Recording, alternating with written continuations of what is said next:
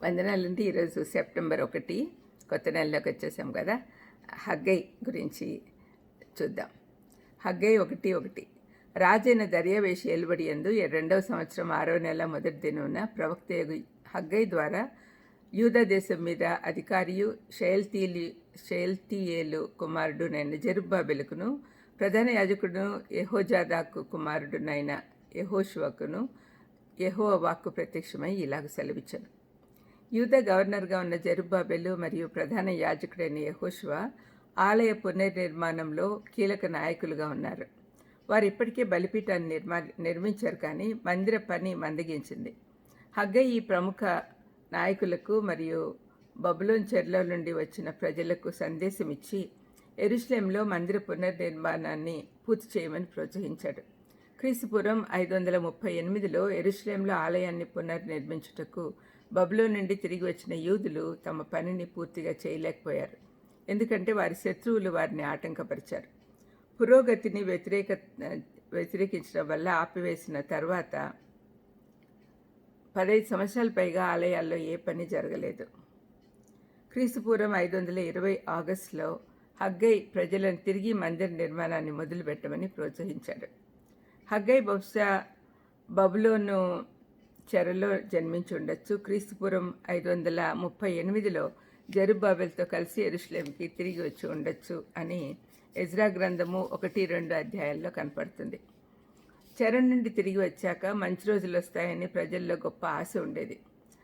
వాళ్ళ శ్రేయస్సు కోసము వెదుకుటకు ఫలితంగా అనేక పారిశ్రామిక కార్యక్రమాలు తీసుకోబడ్డాయి. ప్రజల సమయము సామర్థ్యము విపరీతంగా ఖర్చు పెట్టారు, కానీ సరైన ఫలితాలు రాలేదు. ఈ భౌతిక నిరాశలన్నిటిలో ప్రజలు తమ అపజయాల కారణాలు తెలుసుకున్నట్టుకు ప్రయత్నించలేదు. ఈ సమయంలో హగ్గై దేవుడిచ్చిన అధికారంతో వారితో మాట్లాడాడు. వారి శ్రమలన్నీ నిరర్థకం కావడానికి కారణము వారు దేవుని చిత్త ప్రకారం చేయకపోవటమే అని చెప్పాడు. ప్రభు ఇంటిని అభివృద్ధి చేయటం మానేసి భౌతిక ప్రయోజనాల కొరకు డబ్బు దారిపోసి దేవుడిని బాధపెట్టారని చెప్పాడు. హగ్గై వారి ఆత్మసంతృప్తిపై దాడి చేసి ప్రభు ఇంటిని నిర్మించమని ఆజ్ఞాపించాడు. ప్రభువు నుండి వచ్చిన ఈ మాటలు పాలకుడిని, ప్రధాన యాజకుడిని మరియు ప్రజలను మేల్కొల్పింది. దీని ద్వారా మనకు కూడా దేవుడు ఒక విషయం జ్ఞాపకం చేస్తున్నాడు. దేవుని మందిరం నిర్మించటంలో అందరూ అవసరమని. వారు చేసిన ఈ పని ద్వారా దేవుడు తన ప్రజలతో ఎలా వ్యవహరించాడో అనే ఆలోచన నుంచి తిరోగమనం వచ్చింది. భూమి ధాన్యాన్ని ఇవ్వడం మొదలుపెట్టింది. మందిరంలో దేవుని మహిమ మునుపటి మహిమ కంటే ఎక్కువగా వచ్చింది. హగ్గై ఒకే ఉద్దేశంతో సులభ శైలితో దేవుని సందేశం స్పష్టంగా ప్రజలకు అందించాడు.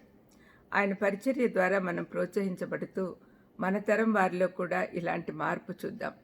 ఇటువంటి పనిలో దేవుడు ఎప్పుడు మనతో కూడా ఉంటాడు. ప్రార్థన చేసుకుందాం. దయామేడ యేసునాయనా, హగ్గై ప్రవక్తలాగా తండ్రి కాంప్లిసెంట్గా ఉండే మనుషుల్ని నిద్ర లేపి మీ రాజ్య పనిలో, రాజ్య కట్టడం పనిలో ఉత్సాహపరిచేదానికి, ప్రోత్సాహపరిచేదానికి మాకు సహాయం చేయమని, ఆ పనిలో మీరు మాకు తోడై ఉండమని యేసుక్రీస్తు నామమున వేడుకొంచున్నాను తండ్రి. ఆమేన్. God bless you.